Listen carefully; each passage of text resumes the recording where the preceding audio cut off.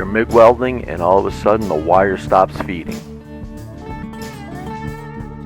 All you can think of is BUGGURRD! And then you have this and it looks like a bird's nest or a rat's nest of wire.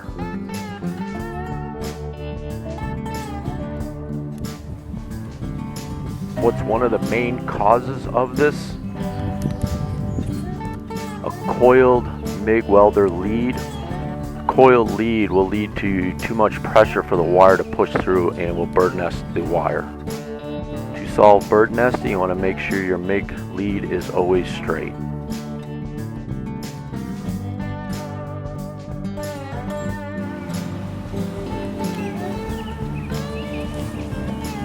If you do need to coil the lead, make the arc as large as possible so you can feed the wire without any restrictions.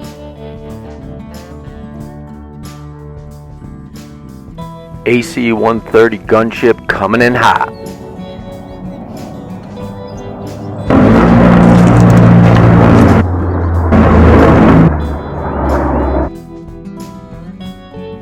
Thanks for watching.